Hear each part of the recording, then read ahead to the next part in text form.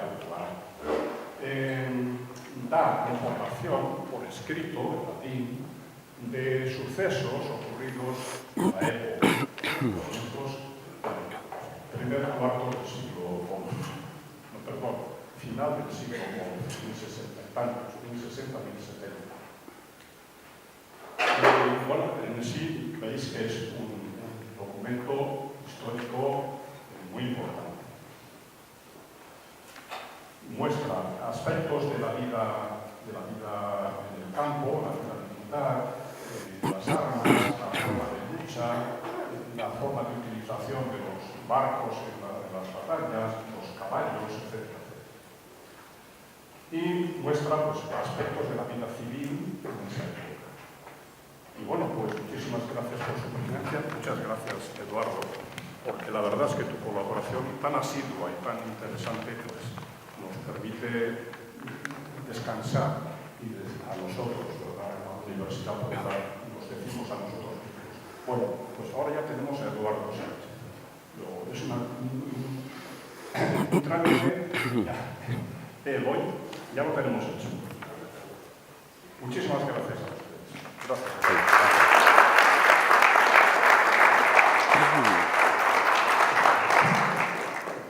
¿De qué tiempo disponemos? ¿Son las 7:10? Hasta las 8:30, por ejemplo. Vale, por saber.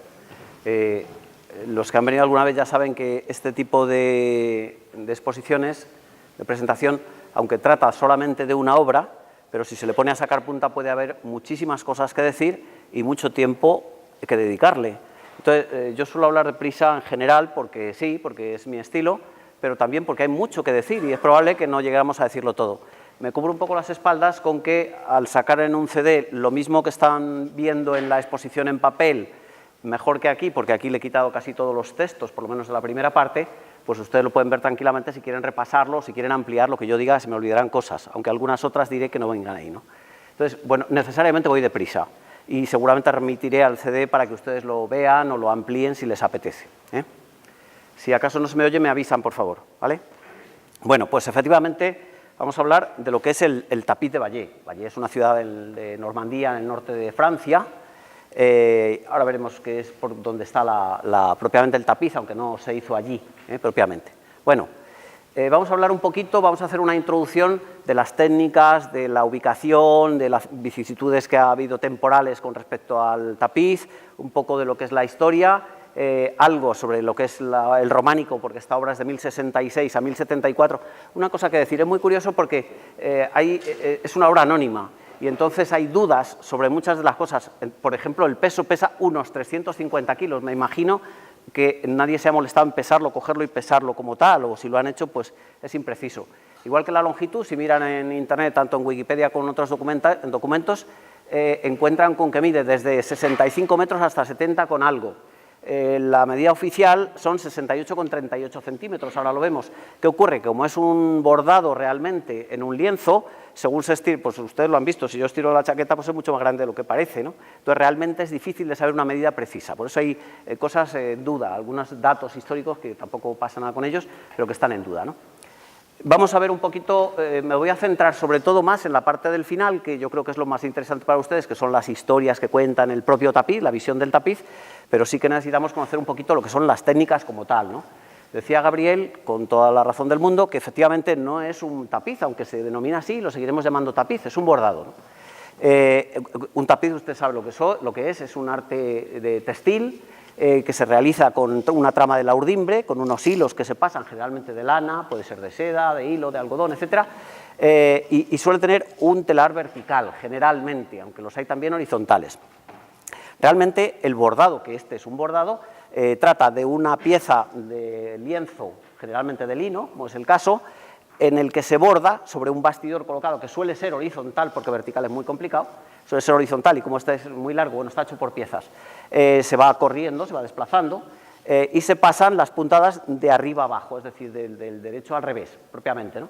Ustedes, las mujeres, hombres, yo no sé si hay alguno, pero las mujeres que hacen algún tipo de trabajo de este textil, ven que las expertas dicen que una obra de esas hay que mirarla por detrás, porque si está muy bien rematado y tal, es que es de muy buena calidad, ¿no? Bueno, pues realmente va de arriba abajo, es decir, del derecho al revés.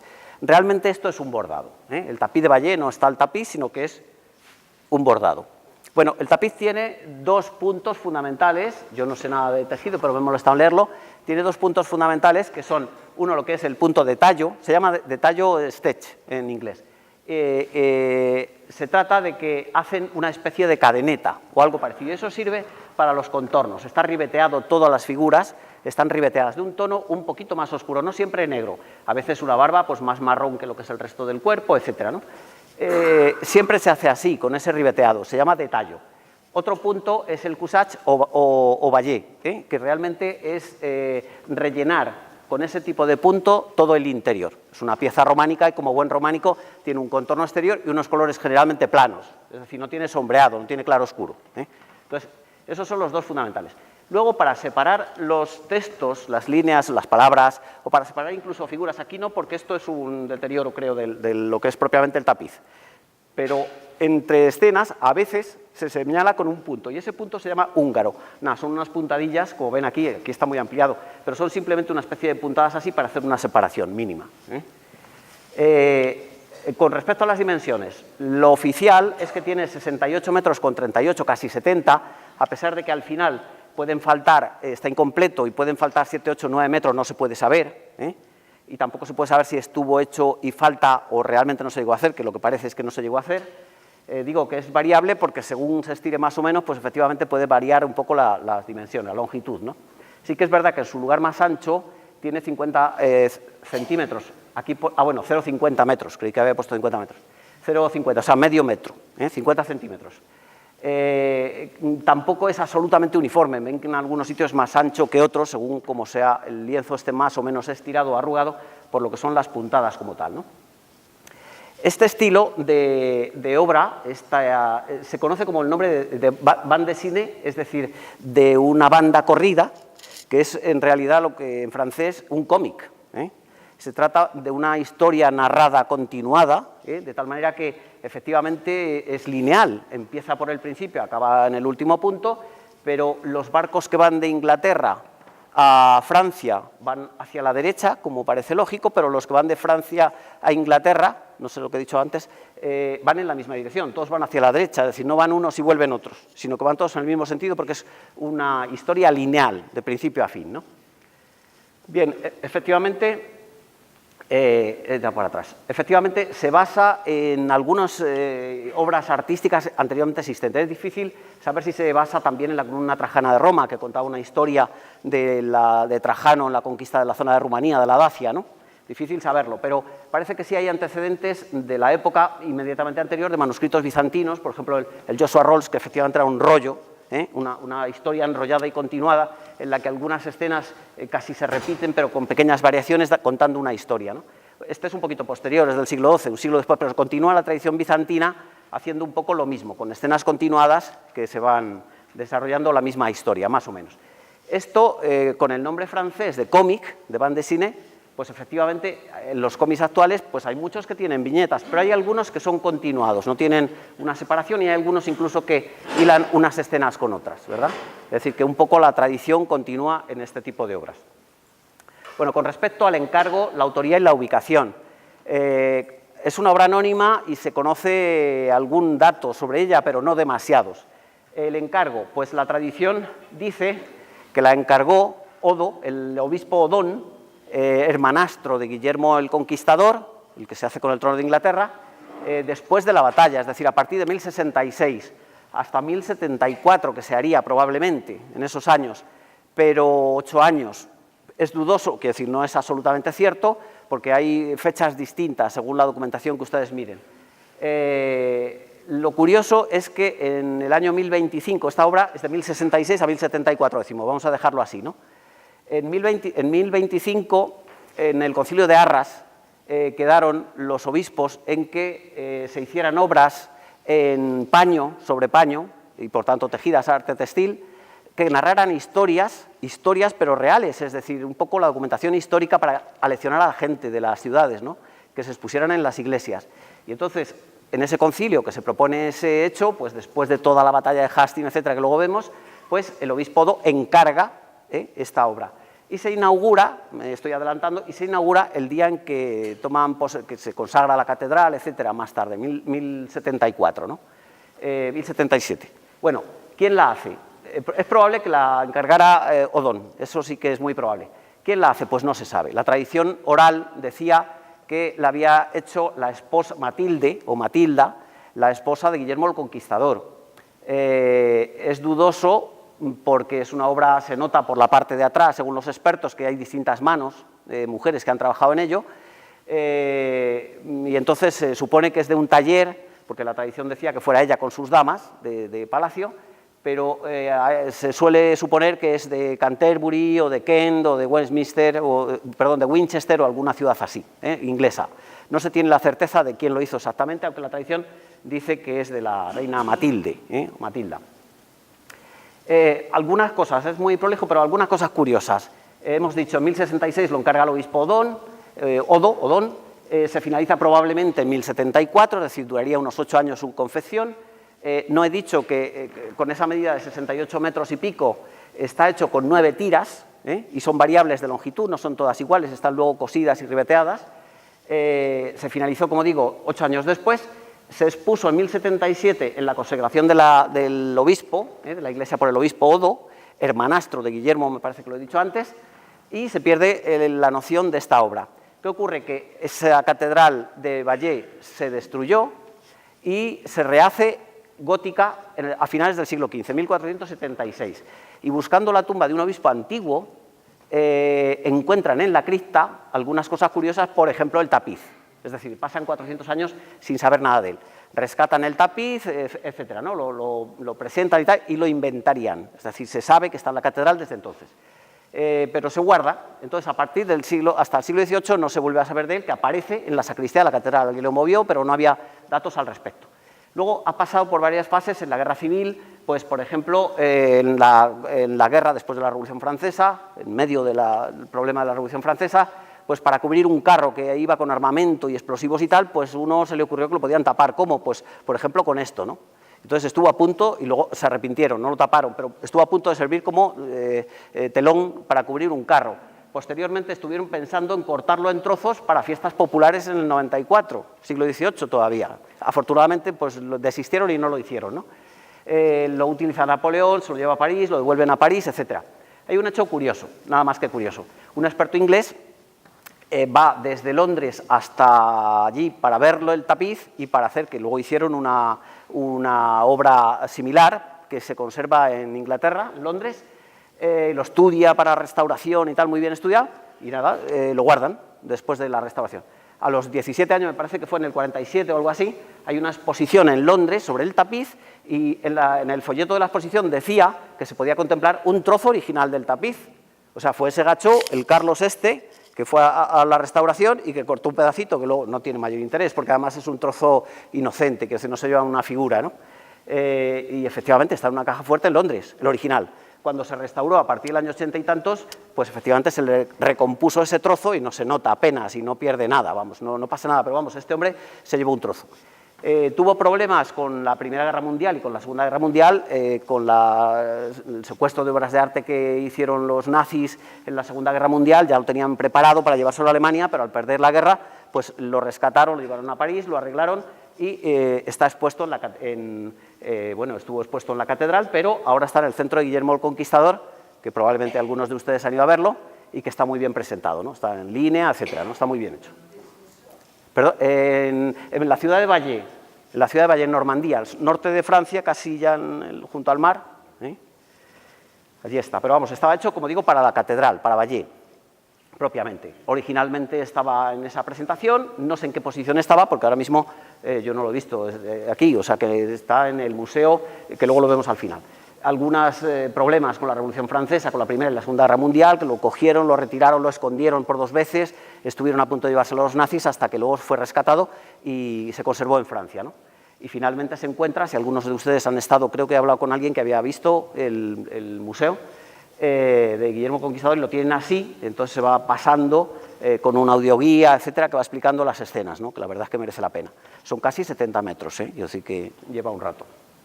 Bueno, esta obra es 1066-1074, es una obra románica, y entonces, como tal obra románica, pues tiene las mismas características, lo único que pasa es que la técnica es distinta, es de bordado de hilos, de lana de 4 colores con 8 tonalidades sobre lo que han visto de lo que es el lienzo de lino y ya está. Pero luego lo que es la técnica como tal del románico es la misma. ¿Qué hace el románico? En pintura me refiero. ¿Qué hace el románico? Pues lo que están viendo aquí, figuras con contornos exteriores, generalmente trazos gruesos que delimitan las figuras. El interior suele ser plano, es decir, no suelen tener claroscuro prácticamente nada. Es color prácticamente plano, las figuras son muy esquemáticas, muy estilizadas, los movimientos son muy embarados, muy rígidos, no voy a hablar de esto, pero es curiosísimo esta Eva, Adán y Eva, que efectivamente está así inclinada como si se estuviera cayendo y está, parece cómodamente dispuesta, ¿no? Las figuras son más grandes cuanto más importancia o rango social tienen, como es Dios Padre en este caso, está creando Adán y Eva, pues es más grande que cada uno de ellos, como ocurre también en el tapiz. Al no conocer la perspectiva tradicional del siglo XV italiana, etcétera, pues las figuras suelen estar justapuestas en general. Y cuando se quiere dar la sensación de que una figura, por ejemplo los barcos, están hacia atrás, en realidad los ponen hacia arriba, ¿verdad? Como si estuvieran superpuestos, en altura. Bueno, pues es románica y tiene un detallismo anecdótico con un muchísimo valor documental, que dice Gabriel, que es verdad, documental e histórico, porque se conocen no solamente las batallas, los nombres de los personajes, sino además pues un montón de datos del armamento, de la vestimenta, de la alimentación y de un montón de cosas. Bueno, si esto eran imágenes románicas, 2 imágenes románicas de León y de esto lo tenemos en el Prado, pues lo que es el tapiz es lo mismo, o sea, un ribeteado exterior, el contorno que hemos dicho, los colores planos, figuras embaradas, esta no está muy mal, pero algunas son muy rígidas, de perspectiva nada, por ejemplo, en este caso están celebrando que van a ir de viaje a Inglaterra, y entonces pues aquí está con sus bigotes el Harold, el que luego será rey de Inglaterra, y están encima de una especie de porche, un edificio irreal. Tan es así que aquí, pues en vez de continuar la columna, pues es este hombre el que sujeta la techumbre. Pero vamos a ver, nosotros es que yo le saco punta a las cosas, pero una persona que observa esto no se ponía a decir, pues fíjate, es ese hombre el que sujeta. Todo el mundo entendía que era un edificio y que estaban en la parte de arriba, en el piso superior, y que están comiendo para celebrar un banquete para que tengan éxito en la empresa. Quiero decir que así es el románico, ¿no? Y las barcas pueden ser unas más grandes que otras, las personas demasiado grandes con respecto a los barcos y los barcos demasiado pequeños con respecto a las personas. Bueno, pues es la desproporción esta de la que hablaba, ese es el románico, ¿no? El encanto, entre otras cosas, del románico, pero que efectivamente tiene la misma idea de la pintura, ¿no? De la plástica en general. Tiene un valor histórico, narrativo, documental, indudable, indudable. Haciéndonos un poco a la idea de los personajes que van a salir, porque vamos a hablar de algunos. Como tienen el CD no me extiendo mucho, pero sí conviene saber que los personajes más importantes son el rey Eduardo el Confesor de Inglaterra, que muere, sale 3 veces nada más, 4, una muerto y otras 3 vivo, pero casi no vivo. Eduardo el Confesor, que es cuñado de Harold, porque está casado con la hermana Edith, hermana de Harold. Estos 2 hermanos que salen en el tapiz y que mueren en batalla, también muere Harold.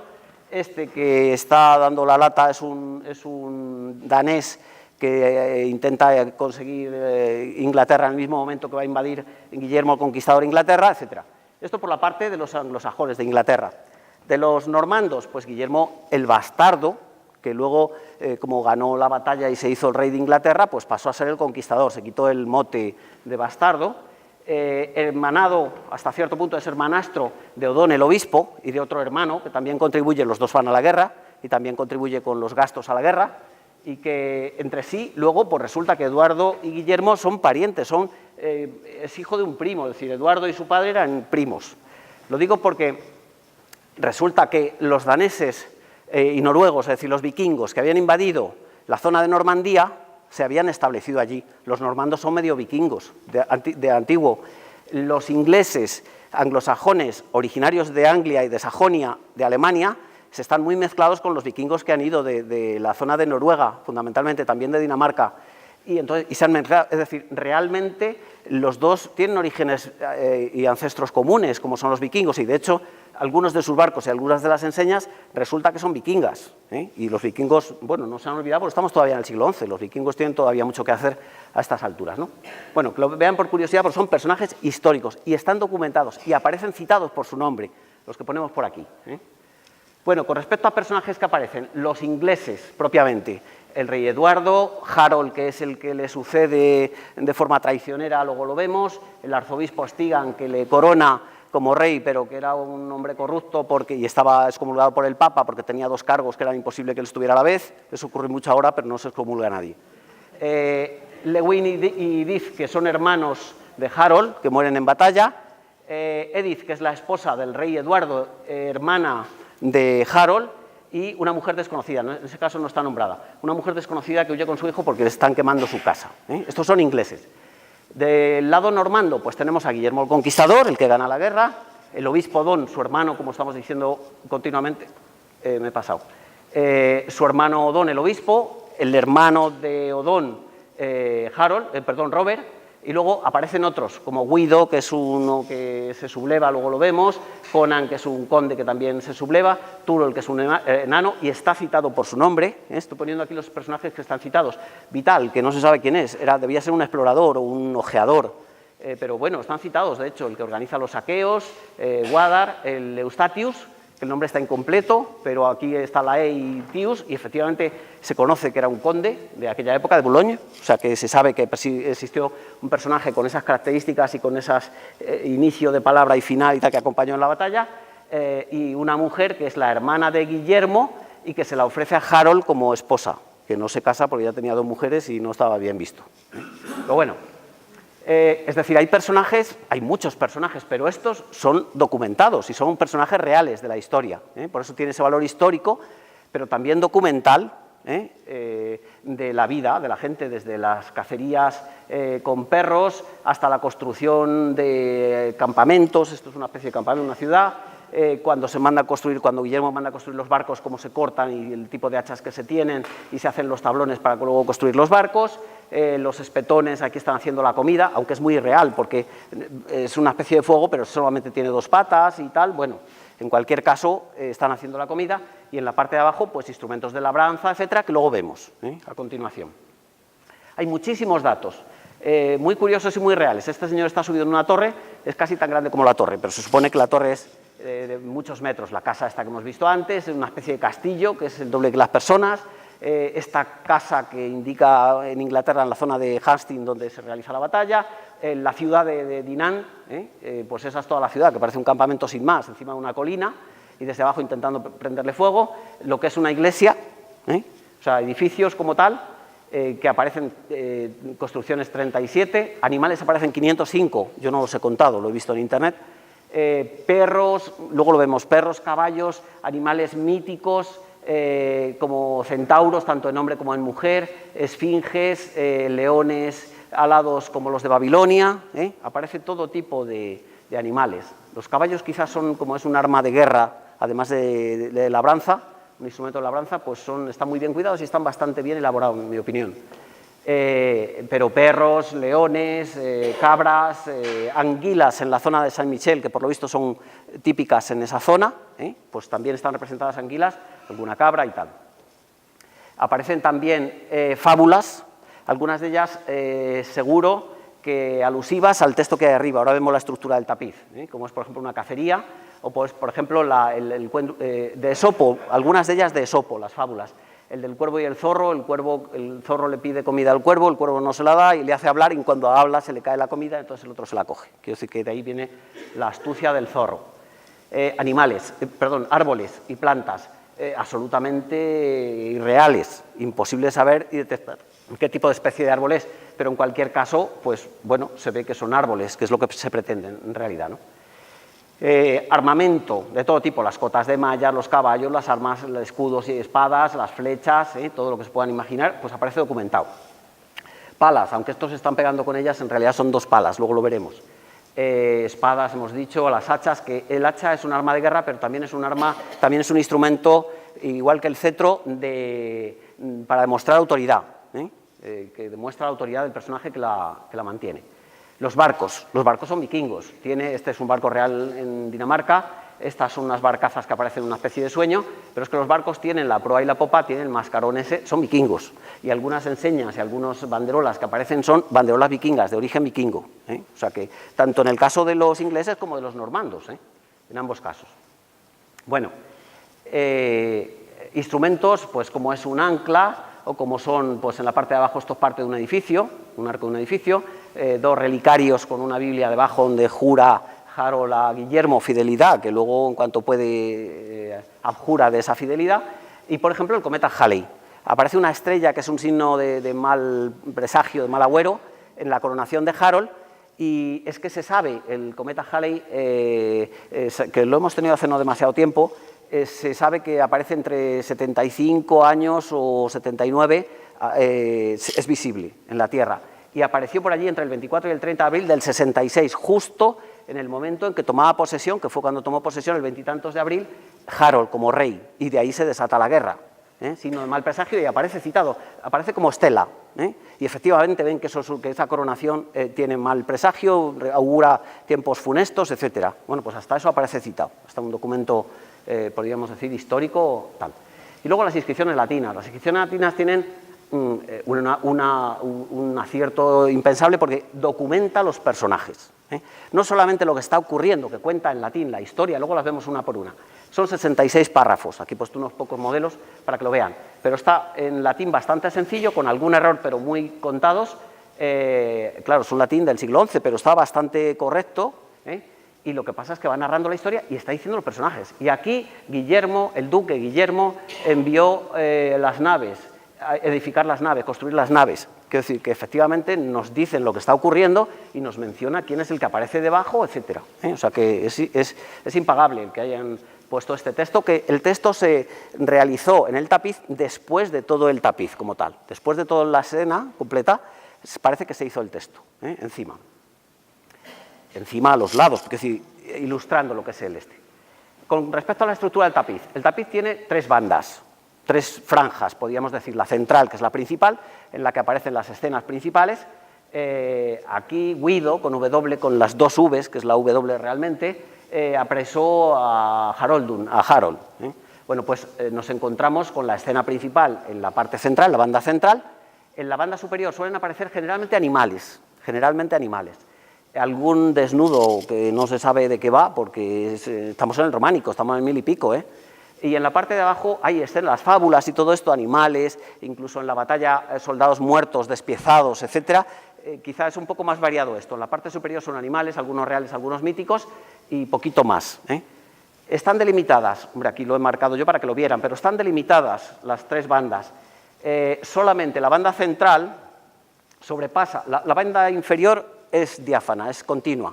La banda superior es superada solamente en algunos casos cuando, por necesidades del guión, efectivamente o se sobrepasa un edificio y tiene que pasar a la parte superior, la banda superior, o a los barcos, el velamen, etcétera, pues entonces interrumpen lo que es esa franja y se pasan o los barcos o el edificio. Pero si no, efectivamente están cada cosa en su sitio. Estas son la banda central me he pasado. Y esta es la parte superior, esta es la banda superior en la que aparecen todo ese tipo de animales, algunas esfinges, algunos animales míticos, y en la parte inferior de todo, desde soldados muertos despiezados, como están viendo, desnudos, una cosa, pues realmente este hombre está exhibiendo sus atributos sin más explicación, porque así como en la banda central sí tenemos el texto, este tipo de cosas, lo que son fábulas, las conocía la gente, porque la gente lo conocía. Esa es la virtualidad que tiene el románico. Cuando en una portada de una iglesia románica, de una catedral, se pone a Cristo Pantocrátor, pues no hace falta más explicación. El cura lo ha contado en la misa, la gente sabe lo que está viendo, el juicio final o lo que fuera, ¿no? En este caso, las escenas están con el texto, pero la parte inferior es que no sé, algunas acompañan a la batalla que hay encima, ¿verdad? Pero este tipo de desnudos pues se desconoce absolutamente qué pueda significar. Por lo menos yo no he leído nada, a mí no se me ocurre cómo puede ser y de hecho nadie da explicación sobre ello. Pero esas franjas de arriba y de abajo no tienen nada que ver con la historia central. Solamente la de abajo. La de abajo, sí, la de abajo con frecuencia, y la de arriba he encontrado uno o dos casos.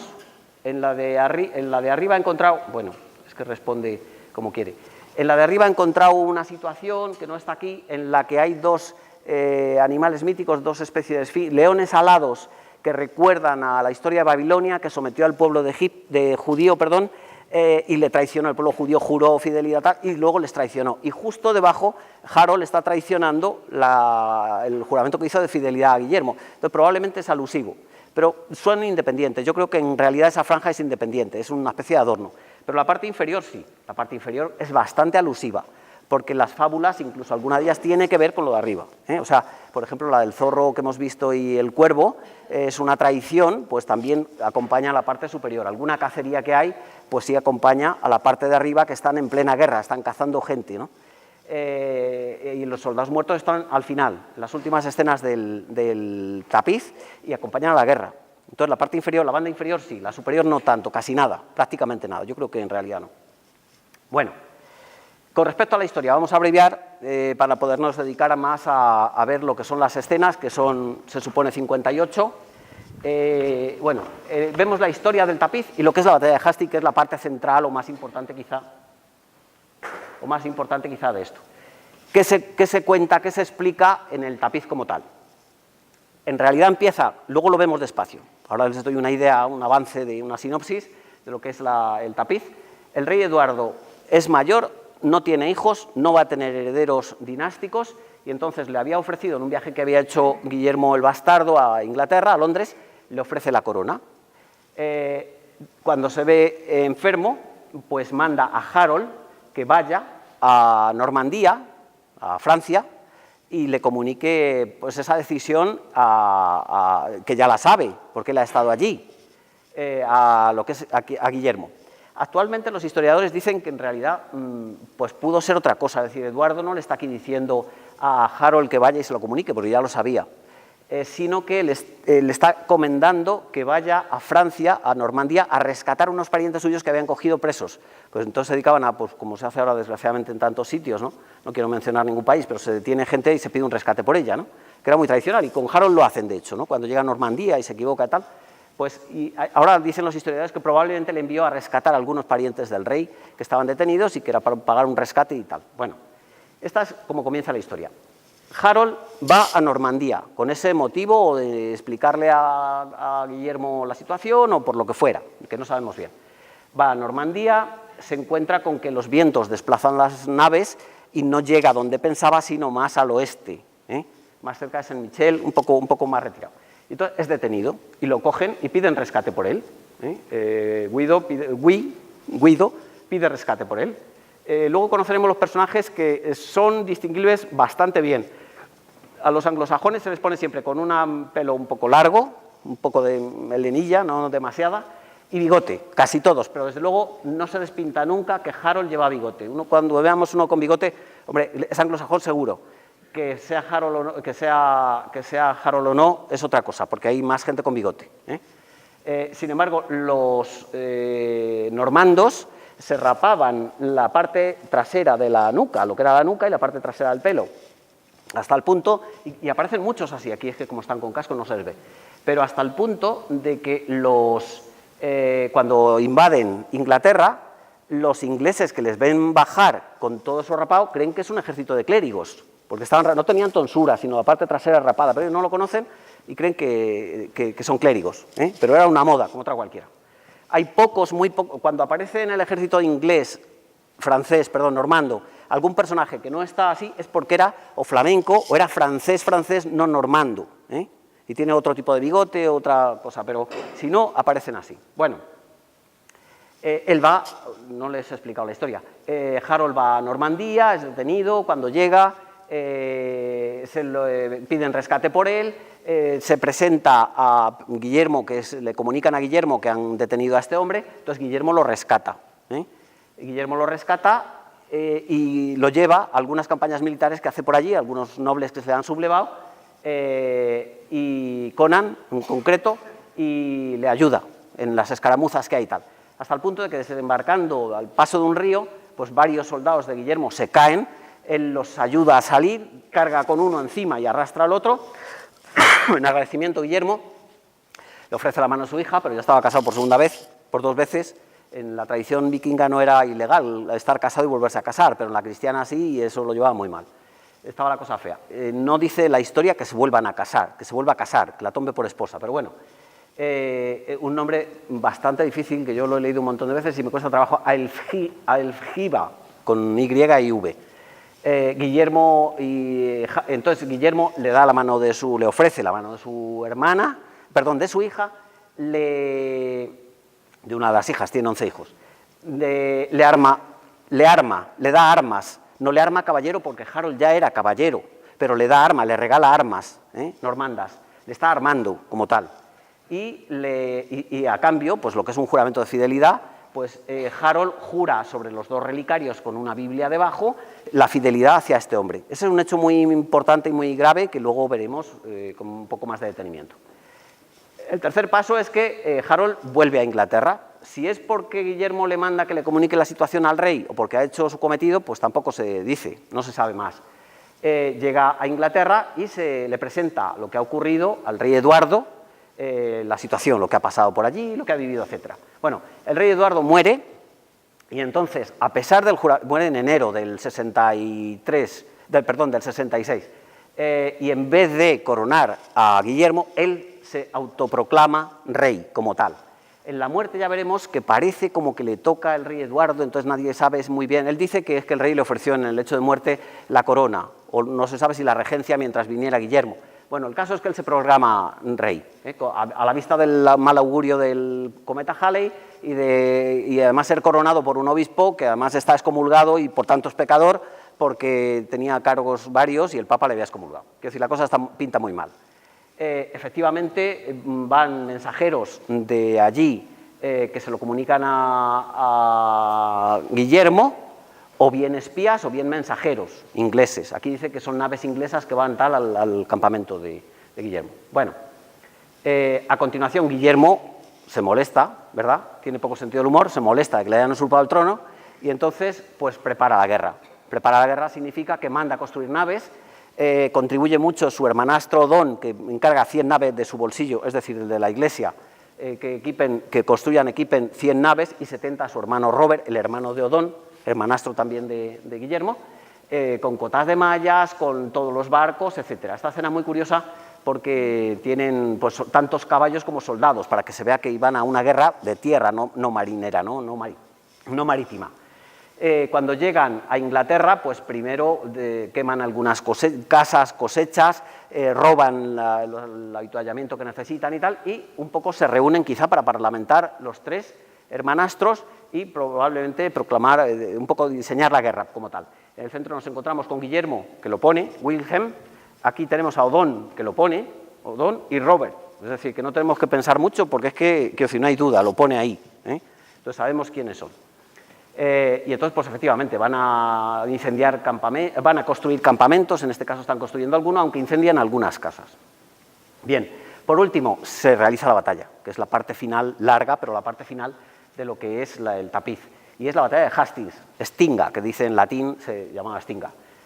En la batalla, luego la vemos, pues se enfrentan los 2 ejércitos, ¿verdad? En ella mueren primero los 2 hermanos de Harold, mueren los 2, a continuación veremos cómo también muere el propio Harold por una flecha, que es cuando se acaba. Anteriormente había corrido el rumor, porque se había caído, de que Guillermo había muerto. Había caído el caballo, pero lo cabalgan, lo llegan a la retaguardia, vuelve a estar en la batalla y tal, y entonces él, para dar ánimos a las tropas, se levanta la visera en señal de que no, de que está vivo. Hay quien dice, algunos historiadores actuales dicen que de ahí viene el saludo, ¿verdad? El saludo militar, que estoy con la mano equivocada, el saludo militar, o incluso levantarse la visera, ¿no? Que viene de aquellas épocas en las que se dan a conocer, es darse a conocer propiamente, ¿no? Bueno, y acaba la historia con que una vez muerto Harold por una flecha en el ojo y tal, pues persiguen a los pocos que quedan y los ingleses huyen como cobardes para salvar su vida y efectivamente el tapiz se interrumpe, ahí acaba la historia, por lo menos visible, que a continuar o no, luego la vemos. Esto es lo que hay. La batalla de Hastings, luego la veremos también en el tapiz, pero bueno, que sepan eso, efectivamente, lo que les he dicho antes, esta es la situación de los vikingos en Europa por aquellos años, ¿no? Por aquellas fechas, y los vikingos daneses unos y noruegos otros, pues habían invadido partes de la costa europea. Toda esta parte era de vikinga, aunque originalmente eran de la Saxia y de Anglia, de Saxón y Anglia alemanas, los anglosajones se habían mezclado con vikingos, tenían sangre también vikinga, igual que los normandos. Hay franceses y otro tipo de cosas, flamencos y tal, pero igual que los normandos, que son de origen vikingo, es decir, de alguna manera están medio emparentados unos y otros, ¿no? Ya entonces se marcaba la diferencia entre lo que era el reino de Escocia, la parte de Inglaterra, Gales y lo que es Irlanda. Bueno, este es el origen.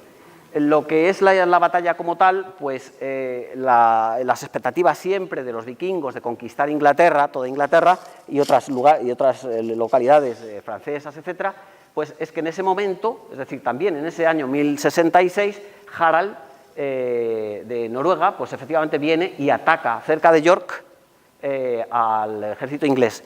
Harold, que vive en Londres, como buen rey que es, que ya se ha nombrado rey, va corriendo a la batalla y gana la guerra, pero cuando está empezando a volver, se entera de que el propio Guillermo ha invadido, ha llegado a Pevensey y efectivamente ha acampado al lado de Hastings y le va a presentar batalla. Entonces él vuelve, primero sube, combate a Harald, vuelve inmediatamente a Londres y sigue el camino sin parar en Londres hasta la ciudad de Hastings, ¿no? Para presentarse en la batalla.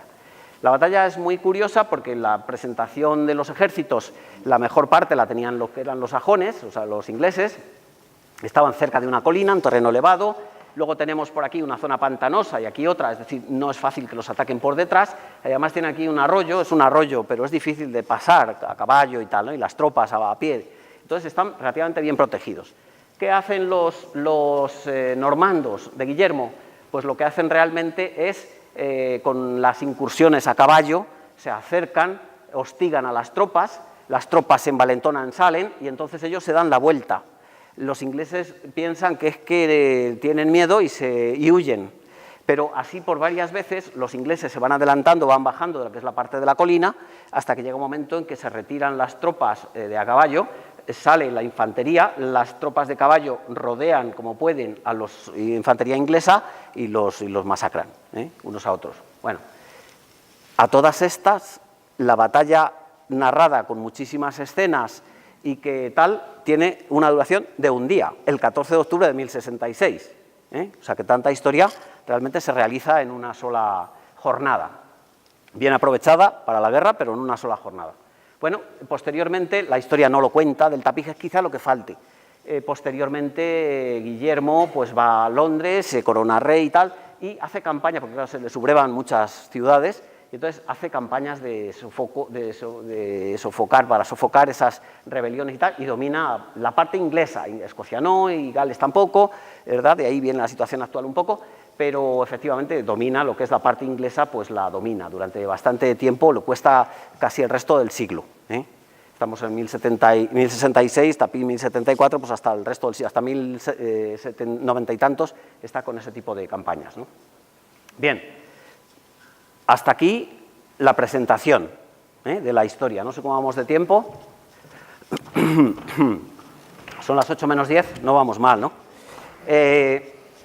Lo digo porque nos encontramos con el tapiz, que es este. Lo que han visto antes, todas las escenas seguidas en 9 tramos, en 9 trozos, unidos entre sí, 68 metros y pico. Tradicionalmente, y así está puesto en el museo, en la exposición en el centro de Guillermo el Conquistador, están numeradas. Se supone que hay 58 escenas y ponen un numerito encima con el audioguía y tal para que sirvan de referencia. Yo no estoy de acuerdo. Quiero decir, hay escenas dobles. Hay otras escenas que estando juntas son distintas. Hay otras que estando separadas son en realidad la misma. Hay algunas, en 2 o 3 situaciones en las que están cambiadas de orden. Pero como yo no soy más listo que los expertos, lo que he hecho ha sido pues, no poner las 58 escenas, sino que lo he dividido a mi antojo. Es decir, como antes he dividido el rey Eduardo en Inglaterra, la visita del viaje de Harold a Inglaterra, lo que pasa por allí, la vuelta y lo que es propiamente la batalla. Y ahora vemos por qué digo que hay algunas escenas que es dudoso que sean 50. Tradicionalmente, y el centro de Guillermo el Conquistador dice que son 58, pues me parece bien, pero no, hay cosas que no coinciden. Bueno, primera parte. El rey Eduardo ofrece la corona de Inglaterra a Guillermo de Normandía. Se la había ofrecido, parece ser, cuando había estado, en el año 45, creo recordar, Guillermo en Londres. Se lo había ofrecido, así tenía la idea, él no tenía hijos, no parece que los fuera a tener, era mayor, su mujer también, y entonces esa es la situación. En la primera escena, que así empieza, parece ser, bueno, aunque está el texto no lo vamos a leer, ustedes tienen el texto también, en la primera escena está el rey Eduardo, estamos en el románico, sentado, es de mayor estatura que Guido y que su ayudante, ¿verdad?, como buen románico, en su castillo. Este es el castillo, el palacio que tiene en Londres, y es si se pone de pie se da con la cabeza, quiere decir que, bueno, ese es el románico, el encanto del románico, ¿no? Eduardo le encarga, según algunos, que vaya Harold a Normandía a comunicárselo, según otros, hemos dicho antes que probablemente fuera por motivo de que rescatase a algunos parientes del rey secuestrados, detenidos, ¿no?, allí en Normandía. Bueno, él va tan galán, cuando vean uno con bigote, acuérdense, y si lleva además pues con mayor razón, por un halcón de cetrería, que es un animal, bueno, pues en aquella época de mucho prestigio, no todo el mundo tenía derecho a tener un halcón de cetrería, solamente los nobles que podían cazar, etc. Bueno, van tan galanes ellos hacia la costa, siempre el texto en latín, como ven, está traducido, pero siempre el texto en latín, aquí algunas veces empieza a decir, y fulano tal, o donde, la escena donde Harold, el duque Harold, envía a sus soldados hacia Bossam, a la ciudad de Bossa. Aquí lo tenemos, donde Harold, duque de los ingleses, y sus soldados cabalgan hacia Bossam. La siguiente escena es una iglesia. Antes de embarcar, probablemente entran a rezar para el éxito de la empresa y lo celebran con una comida, la que hemos visto antes. A continuación, encontramos la segunda parte, que es el viaje como tal. Aquí han iniciado el recorrido, el viaje como tal trata de que embarcan en esas barcazas, ¿verdad?, que hay más gente que barca, realmente no se sabe muy bien cómo caben, ven que en algunos casos sobrepasa la barca, el velamen, la banda superior, la banda inferior nunca, prácticamente nunca. Aquí nos encontramos con algunos de las fábulas de Esopo, el del cuervo y el zorro, algunas otras, animales, pues estaba por aquí una perra que da pare a 4 cachorros, etcétera. Hay distintos animales. Bueno, pues nos encontramos con una escena en la que embarcan, pues normalmente a Harold le montan en esa barcaza para dirigirse al barco principal, solamente era desde la costa hasta lo que es el barco, que no tiene, a pesar de que esos barcos tenían poco calado y podían llegar cerca de la costa, pero claro, no hasta el mismo nivel de la playa, ¿no? Entonces se descubren, se recogen los faldones, ¿no?, propiamente, están ahí medio desnudos en la parte inferior para poder entrar hasta las barcas. Bueno, y aparece, si aquí están embarcando, ese es Harold con su halcón, aquí vuelve a aparecer, ya llegando al otro lado, ya llegando a las costas francesas como tal, es decir, aparece 2 veces en la misma escena. Y se menciona, por si cabe alguna duda, lo pone Harold. Está aquí indicando la llegada.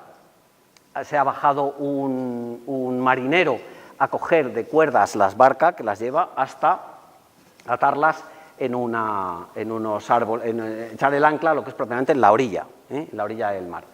Pero aquí el viento les había desplazado, no les había llegado a la costa inmediata que querían llegar, entonces les desplaza para la izquierda, y se encuentran con que aquí el conde, aquí el Guido, detiene a Harold. Aquí lo debía leer en castellano, que era más fácil para mí. Aquí apresa a Harold, efectivamente. Este es el conde Guido, le detiene a Harold con su bigote flamante y 4 compañeros ahí con sus escudos que acompañan a lo que es el noble. El noble, que es un conde. Le debe obediencia al duque Guillermo, y por eso es por lo que cuando Guillermo se entera, pues tiene que ceder esto. Bueno, lo conduce, lo lleva hasta lo que es su castillo propiamente. Una cosa curiosa, aunque el texto de las historias, de las escenas, aparece normalmente encima de lo que es propiamente la escena, en algunos casos, como en esta es la parte final de la escena anterior, y habían empezado el texto antes. ¿Qué ocurre? Que el texto en latín lo hace un clérigo seguro, o varios clérigos, porque las mujeres y los hombres, se supone que está hecho por mujeres, la gente común no conocía el latín, algunas nobles probablemente. Y entonces, pues a veces se desajusta la cosa, ¿verdad? Aunque aquí realmente esos caballos corresponden a los acompañantes, al acompañamiento de Guido. Bueno, el texto comienza propiamente antes, ¿no? Que lo retienen y lo llevan a su castillo. Aquí nos encontramos con que si el uno lleva, Harold lleva su halcón, el otro también lo lleva, para que se vea que él también tiene su importancia. Al llegar al castillo, parabolan, dicen en latín, ¿no? Esta se supone que es una edificación, aunque parecen dos palmas o algo así. Luego veremos que un edificio, cuando se juntan, parece efectivamente un arco o una bóveda y sería una edificación. Para que cupieran los personajes, lo que han hecho ha sido abrirlos o expandirlos como tal, ¿no? Bueno, aquí están charlando. Nos encontramos con que él tiene la espada, cuando se lleva en alto, es señal de autoridad. Entonces el conde Guy, que se ha sentado en su trono, para que no se diga, está con la espada levantada hacia arriba, mientras que Harold, en el sentido de humildad y de respeto, de ser detenido, pues la tiene hacia abajo, sus compañeros también. Aquí están mezclados, los de bigote son, se supone, ingleses, sajones, y los de atrás, que alguno tiene la cabeza rapada, se supone que son los soldados normandos que les han detenido, ¿no? Que los tienen retenidos propiamente.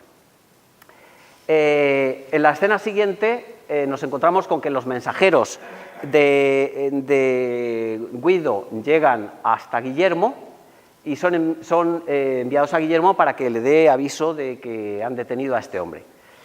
En la escena aparece, bueno, esta hacha es una especie de cetro, también hay hachas que sirven para la guerra, es un arma de guerra, pero cuando es así más larga, que va a aparecer en varias ocasiones, es una señal de autoridad no real, de un conde, un noble, ¿verdad? Pero el rey tiene espada generalmente, pero cuando están en el campo o en batalla, pues lógicamente, que se podía utilizar como arma, pero señal de autoridad. Bueno, ven la cabeza rapada, no sé si desde lejos se ve, yo desde aquí lo veo un poco mejor. Bueno, aparece curiosamente este personaje que es Turol, está citado. Hay dudas sobre lo que sea, es curioso, bueno, es un enano, a la vista está, no es solamente pequeño como aparecen otros personajes más pequeños, es un enano. Se desconoce si el nombre de Turol corresponde a una persona real, aunque hay sospechas, ahora se lo digo, o si fuera el nombre o significara enano por algún motivo. Lo que sí que es verdad es que ahora, recientemente, como los historiadores sacan punta a todo, son casi peores que los periodistas, pues lo que ocurre es que al final del Cantar de Roldán, de 1065, justo antes de la batalla, resulta que al final del Cantar del Roldán dice el propio Cantar que lo ha realizado un personaje así llamado Turol, probablemente clérigo en aquella fecha, o sea que hay historiadores que dicen que pudo ser este. Hombre, igual que Eduardos hay muchos, Turol probablemente un nombre poco común, pero habría más. Entonces, que lo sea o no lo sea, es dudoso, no se puede saber. Lo último que he leído a mí me parece un poco forzado, pero de hecho aparece y es por esta época. Que ese hombre pudiera acompañar a Guillermo, pues también es posible, no es raro, pero vamos, que certeza no tenemos ninguna, ¿no?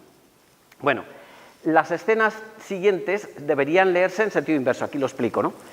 Porque realmente están los mensajeros que llegan de Guillermo, llegan hacia Guido, para que le entregue el preso, el detenido, que es Harold. Aquí van, o sea, ya han llegado, en la escena anterior, han llegado junto a Guido.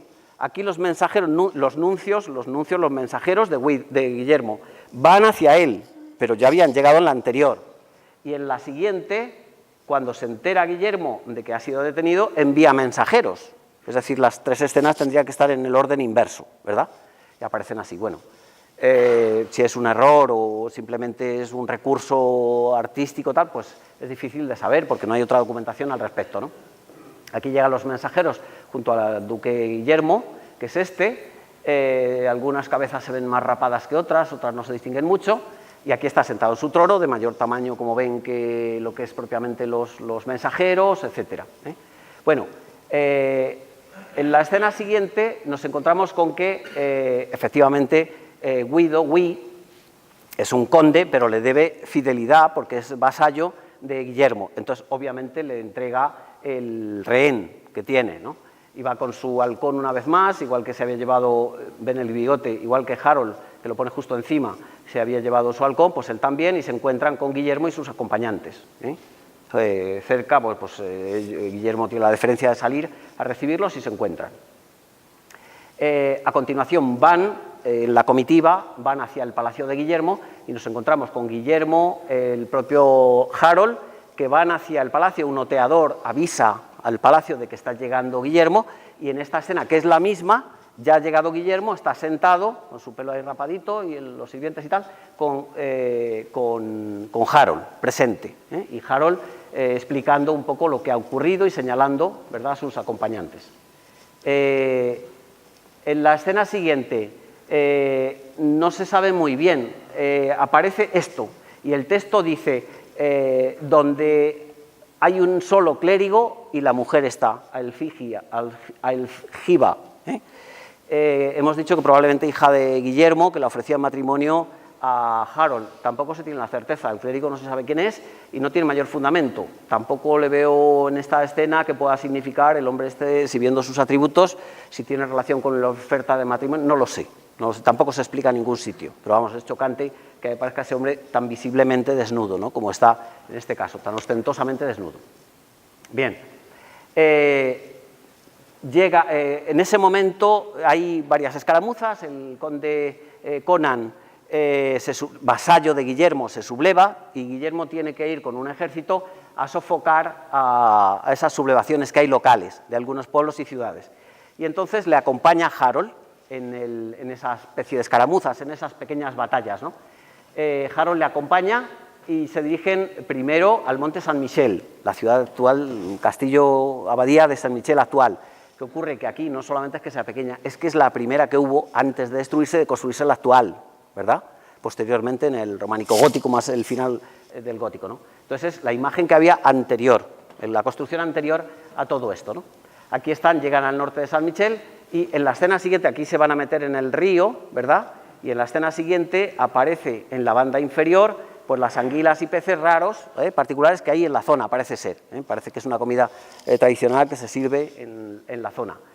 Lo curioso del asunto es que atravesando ese río, que tampoco es tan importante, pero atravesándole, un caballo o dos caballos tropiezan y caen, y entonces quedan heridos dos soldados de Guillermo.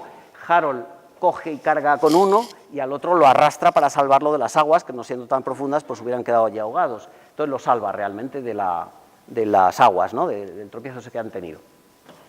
Cuando llegan al ejército, después de pasar por San Michel, a la ciudad de Dinan primero, y luego de Dol, y luego a Rennes, pues van sofocando también la rebelión. Aquí hay cosas curiosas, pues cuando llegan a la ciudad, el conde Conan, que se siente acorralado y tal, huye, ¿verdad?, bajándose por una cuerda, por una soga, ¿verdad?, se está descolgando por una soga por la parte de atrás. Cuando llega Guillermo con Harold, todos estos, se descuelga por la parte de atrás. Y continúa, se refugia en la ciudad de Rennes, Rennes dice en latín, se refugia aquí, pero van los ejércitos. Entonces esta es una especie de escena doble, ¿no?, también, porque estos ejércitos se supone que son estos mismos que van de Guillermo a buscar a Conan a la ciudad de Rennes, a perseguirle, ¿verdad? Allí ya efectivamente se tiene que rendir, pues están asediados, incluso dos soldados. Esto, aunque Dinan es grandecita, quiero decir, es una ciudad, no solamente una fortaleza, un castillo, parece que fuera simplemente una fortaleza o un torreón de madera, porque hay aquí dos soldados que están intentando prender fuego desde abajo, es decir, parece que quisieron prender las puertas y tal. Entonces se entrega, el conde Conan se entrega y se lo entregan a Guillermo, ¿verdad? Sofoca la rebelión y entonces es cuando vuelven. En agradecimiento de la ayuda y del acto valeroso en la batalla y en el salvar a sus dos soldados que ha tenido Harold, Guillermo dio armas a Harold. No le armó caballero porque ya lo era, pero sí le regaló armas, es decir, le dio armas suyas como tal, ¿no?, con la insignia esta propia de Guillermo. A continuación van hacia la ciudad de Bagias, dice aquí que es la ciudad de Bayeux, propiamente. Llegan hasta donde está la ciudad de Bayeux y entran. Esta se presupone que es la ciudad de Bayeux, es decir, es un edificio que está identificándose con toda la ciudad, ¿no?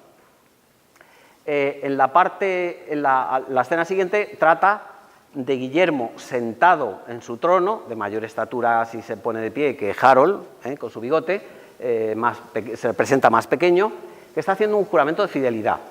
Esto es muy importante. En la tradición medieval, ustedes saben lo que es el feudalismo, ¿no? El acto de la encomendación y el vasallaje. Bueno, pues se ha convertido en vasallo, se está convirtiendo Harold en vasallo de Guillermo, haciendo un juramento de fidelidad. El juramento era algo sagrado, de hecho, en latín lo llaman juramento. O sea, aquí Harold juramenta, hace un juramento al duque Guillermo, es decir, le está jurando fidelidad. Y es muy grave porque luego, en cuanto pueda, le va a traicionar. Es decir, si fue a decirle que iba a ser el próximo rey, pues en cuanto puede se autoproclama rey, él, ¿verdad? Eso, algunos dicen que tiene que ver con esta escena en la parte superior, en las que hay las dos esfinges estas, leones alados que les he dicho antes, que recuerdan a los de Babilonia cuando sometieron al pueblo judío. Los judíos se renuncian a esa autoridad babilónica y entonces se sublevan contra ellos. Bueno, pues cuidado, porque estás juramentando haciendo un sacramento, pero si los oliviantas, pues estás jurando en falso y por tanto cometiendo un pecado grave, ¿verdad?, contra la Iglesia y contra lo que es la divinidad propiamente. Bien, después de todas estas historias que pasa Harold en Francia, en Normandía, vuelve a Inglaterra. A la vuelta de Inglaterra, bueno, despachan el viaje, pues si antes el viaje era un poco más historiado, ahora o vuelven menos o realmente quieren abreviar la escena marinera, de tal manera que efectivamente pasan solamente sobre una especie de montículo que es propiamente el mar, no es llano, sino que está representada por una sola barca, con esos mascarones de proa y popa que son de origen vikingo, son ideas vikingas. Estoy saltándome muchas cosas por el tiempo, pero hay cosas curiosísimas desde el punto de vista de la plástica románica. Por ejemplo, pues el hecho de que en este castillo, torre de vigilancia o algo parecido, este hombre está en una terraza, bueno, aceptable, y aquí hay 4 ventanas, 3 señoritos asomadas a esas ventanas y uno aquí. Imposible que quepan en ese espacio las personas, pero bueno, ahí están representadas y se sabe que hay 4 vigilantes que están dentro, uno que se asoma a la terraza, etcétera, ¿no? Bueno, pues ellos van hasta la tierra de los ingleses, hasta Inglaterra propiamente. Vuelven. Harold se encuentra con el rey Eduardo, le cuenta lo que ha habido por allí, Eduardo mucho mayor de tamaño que su sirviente y que todos los demás, y lo que es Harold, en señal de humildad, la verdad es que tiene chepa, está como muy encorvado, ¿no?, en un gesto de humildad, reconociendo la autoridad real, ¿no? Y le indica, el rey Eduardo le indica que le explique, ¿no?, qué ha ocurrido y tal. Detrás, un acompañante de Harold que lleva un arma de estas, una hacha, que indica autoridad en la zona de Normandía, indica autoridad, y la lleva. También llevará espada, pero en este caso parece que es un regalo que le han hecho, y entonces, como autoridad de que ha sido vasallo de Guillermo, pues aquí se presenta este hecho, ¿no? Fíjense el edificio, probablemente el Palacio Real en Londres, donde está el rey Eduardo, representado solamente con esa estructura arquitectónica, sin fondo, la techumbre es como es, etc. Bien, luego aquí nos encontramos con una situación muy curiosa, el rey se muere. Una situación muy curiosa, hay 3 escenas que están alternadas, el orden alternado. Se trata de lo siguiente, el rey Eduardo se siente muy enfermo y se muere. Aquí está enfermo con Harold y con probablemente su esposa, Edith, hermana de Harold, y aquí se ha muerto. Y una vez muerto, lo entierran. Es decir, lo llevan a enterrar. Es decir, primero se da el entierro, luego en sucesión, las 3 historias, las 3 escenas, pues la parte superior está enfermo y luego se muere. Bueno, la historia es que se ha construido en aquella época la iglesia de San Pedro Apóstol, luego va a ser la abadía de Westminster, donde son enterrados los reyes ingleses. Y se acaba de hacer, realmente románica, ella. Y de hecho la están coronando, la están de alguna manera presentando en sociedad, ¿no? La están coronando con una especie de gallo sobre un mástil, en una especie de torreón, y la mano de Dios está bendiciendo la iglesia como tal. O sea, está recién construida y es verdad que se ocurrió este hecho en aquella época. Bueno, lo presentan inmediatamente después de la escena anterior, donde está el rey Eduardo en su palacio. Inmediatamente después, la presentación en sociedad de la propia iglesia, la abadía, ¿no?, de lo que es la iglesia de San Pedro Apóstol, luego de Westminster, y a continuación el cortejo que le lleva. Lo vamos a ir viendo una por una. El cortejo que le lleva pues va en un sepulcro que tienen 8 hombres, 4 a cada lado, detrás otros cortesanos, pues haciendo gestos de dolor, con 2 muchachos que van, parece debajo, se supone que están en este lado, pero parece que estuvieran justo debajo de lo que es el féretro que llevan, con campanillas, una especie parecen cencerros más que campanillas, pero van haciendo ruido, llamando la atención a la gente de que van llevando lo que es propiamente al rey muerto, al rey difunto. En estas dos escenas, que son dos realmente, primero está enfermo y luego muere, aquí hemos dicho, está el rey en su lecho de muerte, le asiste Harold, y aquí es la duda. Harold dirá que el rey en su lecho de muerte, el rey Eduardo, le dejó la corona, le transmitió la corona, o la regencia, hasta que viniera Guillermo, que se le había prometido en 1045, ¿verdad? Pero eso es palabra de, como estaban a solas, pues palabra de Harold con el propio rey. A los pies hay una mujer que no está indicada, pero que probablemente fuera la esposa, hemos dicho antes, del rey Eduardo, que se presenta aquí. Y aquí nos encontramos pues, con este edificio, no sobrepasa la planta superior, pero sí el testo. El testo está por encima de lo que es propiamente la escena. Y aquí en la parte de abajo, el rey muerto con un clérigo y dos que lo están amortajando. Esas son las dos escenas que deberían ser anteriores al entierro, pero están después, colocadas después.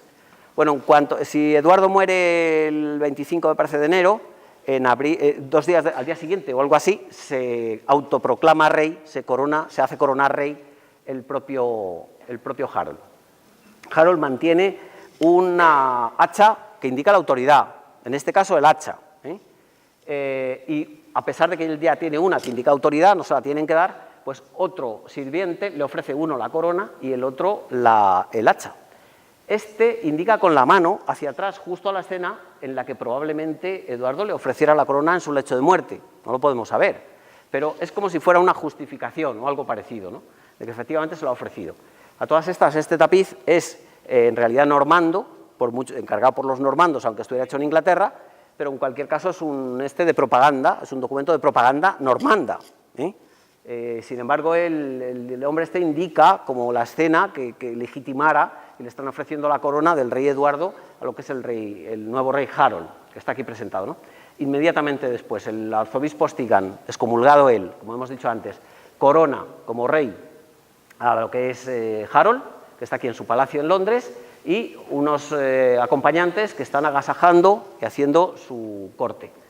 Inmediatamente a la derecha nos encontramos con que tenemos la estrella, Stella. Estos miran la estrella. Esta es la escena. Esta es una escena que tiene mucha importancia. Claro, la estrella, hemos dicho, es el cometa Halley con casi toda seguridad. O sea, así como hay otras interpretaciones que son muy rebuscadas, en este caso es probable que sea verdad, ¿no?, porque apareció en aquellos días en Londres y además en aquel año, etcétera. O sea, que seguramente que es verdad y probablemente hay documentos que digan que apareció un fenómeno extraño, visible, muy visible en el cielo.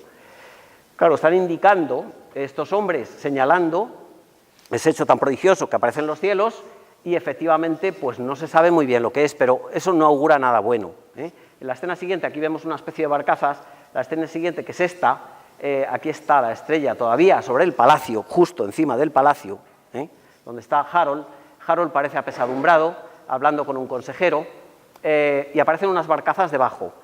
Si este hombre, consejero, emisario o vigía, le está diciendo que va a venir Guillermo con sus barcas o no, no se puede saber. Hay historiadores que dicen que él tiene una especie de sueño premonitorio, no sueño de soñar por la noche, pero sí un poco una especie de fantasía tal, en el que ve venir unas barcas, como que le van sospecha la invasión. Entonces parece que estas escenas en las que aparecen solo estas barcazas, sin nada más, personaje dentro del agua, que no parece natural, que estén sin ninguna vigilancia, sin ninguna atadura en el agua, pues parece que significa pues una cosa premonitoria de que la estrella está indicando que esto no pinta bien, no tiene buena pinta. Bien, hasta aquí lo que es la parte de la vuelta de Harold a lo que es Inglaterra y la coronación como rey, ¿no?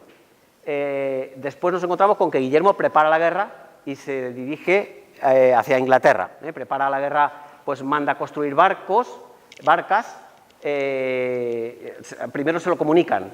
Para abreviar las escenas, si la primera escena marinera era más amplia, con prolijo de barcos, etcétera, pues lo va abreviando cada vez más. En este caso aparece una sola barca y además para acortar la escena el mar no es llano totalmente, sino que es una especie de montículo, para dar la sensación de que la cosa es más larga, ¿no? Entonces salen de Inglaterra y llegan hasta Francia. Este hombre se ha desnudado, se ha recogido el manto y tal, para atar con un ancla a un árbol lo que es la barca. Fíjense cómo sobrepasa el velamen en la parte superior y aparecen 3 personajes.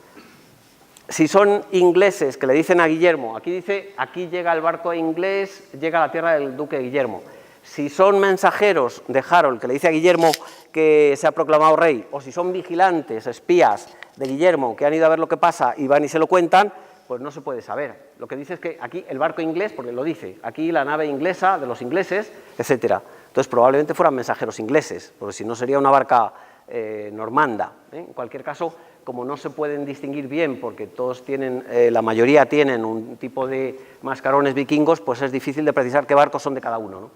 Bueno, cuando llegan y le cuentan a Guillermo, ante la presencia de su hermano Robert, Guillermo, Guillermo es este es Odo, que lo pone en la parte superior, y que es Robert, en ese momento le cuentan lo que está ocurriendo, y este personaje que es Robert parece que era una persona joven y muy dinámica, con ganas, ¿verdad?, de entrar en acción, eso de parlamentar y tal.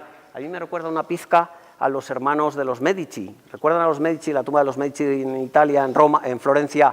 Uno de ellos ha sentado pensando tal, y el otro brioso, está con ganas de levantarse para ir a presentar batalla. Pues en este caso algo parecido, está deseando levantarse y presentarse en Inglaterra a reconquistar lo que le corresponde por tradición, por la promesa a Guillermo y como tal. Entonces manda a Guillermo construir naves, su hermano Odón, el obispo, ofrece y equipa 100 barcos, debían ir muchísimos, hay estudios sobre se calcula que habría unos 6.000 y pico soldados ingleses y como 7.000 normandos, aunque hay duda, unos dicen 10.000, otros dicen de 6 a 8.000, hay dudas, ¿no? Pero bueno, fue una batalla bastante numerosa en población. Guillermo encarga que se fabriquen barcos para la invasión inglesa.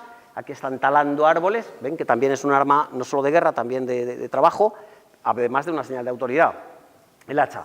Están haciendo de una madera que han cortado ya tablones y están armando los barcos como tal. Y a continuación los equipan, los amarran a los postes, ¿verdad?, y los equipan, los llevan, los tienen sujetos, y el equipamiento pues consiste en lo que son las cotas de mallas.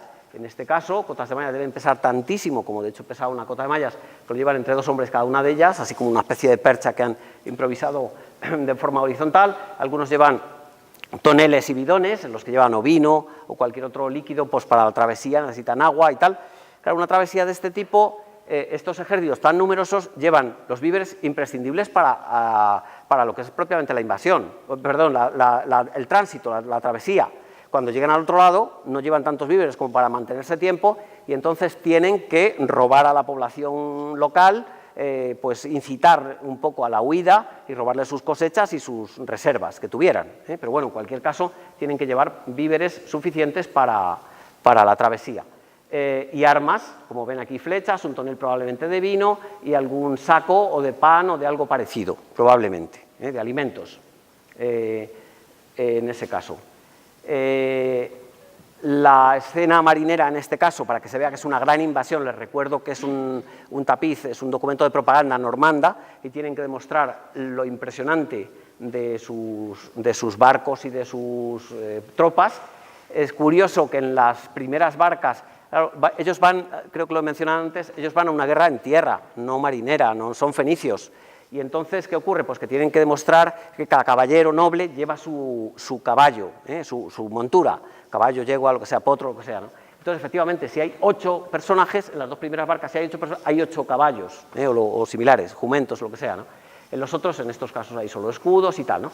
Y efectivamente, de todos estos barcos, que van 8 barcos en este caso, y 3 barcazas de acompañamiento para llegar a la playa en ese caso. Llegan hasta la costa de Pevesney, que está justo en la parte inferior, cerca de lo que es, cerca de lo que es la ciudad de Hastings. Llegan, desembarcan, aquí nos encontramos que están desembarcando, recogen los mástiles y el velamen, ¿verdad?, pues para que no se les incendie o una tormenta no se lleve las barcas o los partan, ¿verdad?, y lo recogen y descargan los caballos, sacan los caballos de lo que son propiamente las naves y los dirigen a la costa, propiamente. En este caso, esta es la escena que les dije antes, que comenzaba el texto antes que las barcas, justo con las barcas, que es la llegada, lo que es la travesía del mar, ¿no? Entonces, las primeras tropas de avanzadilla se dirigen a Stinga, a la ciudad de Hastings, que es donde se es la batalla, que en latín era Stinga. Más tarde hay un par de errores en latín, dice Stenga, bueno, no tiene mayor importancia, y entonces se dedican pues, a robar víveres, alimentos y animales, para la alimentación de las tropas que están desembarcando en ese momento. Llega Guadar probablemente, pues que está citado aquí, pero no es un personaje relevante de la historia, pero está citado, entonces probablemente fue el capataz que dirigía lo que eran las operaciones un poco de pillaje, ¿no? de saqueo, de robo de víveres, etcétera, ¿no? Y para ilustrar un poco la escena, pues se representa aquí un poblado, una casa, ¿verdad? Una casa inglesa, que hemos visto antes en las construcciones como tal, ¿no? Aquí nos encontramos en 4 escenas también curiosas porque o los textos no están bien cogidos, bien ubicados, o bien porque están cambiados de orden también, ¿eh?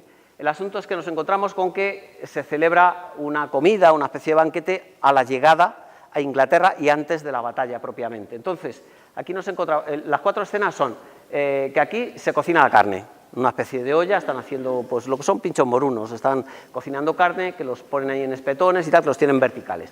A continuación dice, y los ministros, ministraverum, es decir, los sirvientes sirvieron, ¿verdad? Sirvieron la comida, como tal. O sea, aquí hacen la comida, la carne propiamente, están cocinando la carne y aquí la sirven. Pero nos encontramos que pasan por una especie de puerta de un palacio o de algo parecido, aunque no van a ningún sitio, y aquí están preparando de nuevo la carne porque lo dice, y aquí hicieron la comida, ¿eh? Una de dos, o aquí, o esto está cambiado, o realmente estos 2 personajes realmente no están sirviendo la comida, el texto quizá está mal, lo que dice es que cogen la comida preparada en esta olla, en esa especie de espietones o de pinchos morunos, y se los están sirviendo a estos para que lo lleven a la mesa como tal, ¿no? Uno avisa de que ya se llega la comida y de que están a punto ya de comer, presidida la comida por el obispo. Vemos las escenas. En primer lugar, nos encontramos con estos 2, que ya lo hemos visto antes, están cocinando la carne ahí en una olla, sujetándolo y poniendo los trozos de carne pinchados en lo que son esa especie de varas, de varillas. Después, los siervos, los ministri y los sirvientes sirvieron, es decir, dice que se traduce, y aquí los criados sirvieron, se supone la comida. Bueno, lo sirven, no propiamente servirlo a la mesa, sino servirlo en todo caso, pasárselo a los todos que son transitorios hasta los que están realmente formando las mesas para hacer la comida, ¿no? Y aquí hicieron la comida, dice el texto como tal. Uno, como hemos visto, toca una especie de cuerno para indicar que la comida está lista y que llega el momento de comer. Y aquí el obispo, Odón, está con su hermano Robert, que ya está nerviosito, perdido, y que lo que quiere es acabar con toda la historia para presentarse a los ingleses y luchar, que es lo suyo, un joven aguerrido y brioso y tal. Entonces están aquí celebrándolo. Tiene un recuerdo a algunas últimas cenas muy curiosas de Jesús, también paleocristianas y alguna románica y tal, muy curiosas, con la mesa así. Lo curioso es que este personaje, que lleva una especie de olla, bueno, debe pesar, pero quizá es porque para no sobrepasar el nivel de la mesa lo han puesto ahí como soportando un peso enorme, ¿verdad? Yo creo que es más eso que otra cosa, que no quiere, si se pone de pie, pues efectivamente taparía gran parte de los platos y tal de la mesa, y no les parece oportuno. Uno ya está, este está llegando la comida, este está bebiendo de un cuenco, Robert está nerviosito, perdido, y este ha cogido un trozo de carne y lo está comiendo, como tal. Aquí se encuentran los 3 hermanastros, los 2 hermanos, el obispo Odón, que lo pone, Odón Episcopus, Robert, que es hermano carnal de Odón, y hermanastros de Guillermo, Wilhelm, Guillermo, que está en el centro, y que pueden estar hablando de cómo presentar batalla y en qué momento y en qué situación, probablemente. Aquí mandan construir unos castillos. Aquí hay 3 cosas raras, es una curiosidad del texto.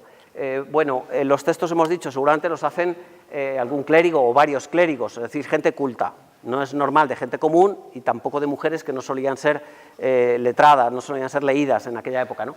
Y entonces hay algunas cosas curiosas. Dice, mandó que se fortificase, que se construyese, pero foderetur en latín significa excavar. Es verdad que para construir una fortaleza primero hay que excavar una especie de hueco para hacer los cimientos y tal. Bueno, eso no parece muy oportuno, pero ad en latín significa contra, y no en. Mandó construir un castillo en Stinga, que sería, como ha mencionado antes, que sería Hastings, donde es la batalla. y luego dice ceastra. Ceastra, que en latín es castra, castrum, campamento, pues aquí pone ceastra, probablemente también un error. Que el texto lo dieran los clérigos escrito y le dijeron a dónde tenían que ponerlo más o menos, y la bordadora del momento se equivocase, no es por echar culpa a las mujeres, pero es que eran las mujeres las que bordaban, pues es probable. Lo que sí que es verdad, también es verdad que estamos en un latín del siglo XI, y entonces podía haber deformaciones, tampoco es raro. Pero el resto del texto está bastante bien, o sea, bastante corresponde con el latín clásico, con lo cual, pues parece que aquí 2 o 3 confusiones en la misma escena, pues choca un poquito, ¿eh? Bueno, queda la cosa así. Aquí el nuncio, Guillermo es anunciado, ¿verdad?, sobre lo que hace Harold, cuáles son sus intenciones. Sabe que está en el norte y como han llegado al sur, pues él baja corriendo para presentar batalla para que no le invadan Londres, que está mucho más cerca de Hastings que del norte donde estaba él, ¿eh? Entonces le está presentando. Él tiene, Guillermo tiene una enseña con una cruz, es decir, una enseña papal, diciendo que él tiene la razón, que él tiene la justicia en su mano. No solamente porque el otro ha hecho un juramento que era un sacramento, sino porque además había sido coronado por un obispo que era perjuro, estaba excomulgado. Entonces, él es la fuerza oficial, por así decirlo, ¿no? Y va a luchar contra los pecadores y contra los usurpadores, propiamente. Y este hombre le está haciendo gestos diciendo que está en el norte, que está bajando, explicándole un poco la ubicación de lo que está haciendo Harold en aquel momento. Bueno, para hacerse con los víveres y con las reservas que tienen los habitantes de la zona y para provocar a que Harold presente batalla cuanto antes, incendian casas, expulsan a sus habitantes. Aquí están esta mujer y este niño, que no se documenta quiénes son ingleses, pero no se dice quiénes son, tampoco interesa, porque son aldeanos de la zona, están quemando las casas, así se dice, ¿no? Esta casa está siendo incendiada, aquí se incendia una casa como tal. Bueno, fíjense en las proporciones de lo que hemos hablado antes. Y luego la batalla, es la última parte, es quizá un poco lo más amplio, pero es la batalla de Hastings propiamente. Tiene lugar durante un día, el 14 de octubre del 66. En primer lugar, nos encontramos con Guillermo, que, de mayor tamaño, que su acompañante, que su sirviente, va a cabalgar con la enseña, y esta es una sola escena. Aquí los soldados salieron de Hastings y fueron hacia la batalla contra el rey Harold. Eso es lo que dice en ese texto. Si está aquí cabalgando Guillermo, nos encontramos con que Guillermo encabeza de nuevo la comitiva, de alguna manera. Él va a la guerra, no es un rey que esté, pues como muchas veces ahora, que están desde sus despachos o tal, ¿no? Él va a la guerra y lleva aquí, que no se ve, es una pena, y lleva aquí una banderola que tiene un cuervo, que es una enseña militar de guerra, en guerra, de los vikingos. Sí que eran vikingos, de origen vikingo, quiero decir, antiguos vikingos, y también emparentados con los vikingos que hay entre los anglosajones como tal, ¿no? Bueno, esto es curioso, aquí están en formación apretada, están saliendo de forma agolpada, pero la cosa se empieza a poner un poco briosa, se va alegrando y empiezan, ¿verdad?, con el trote y empiezan a correr los caballos.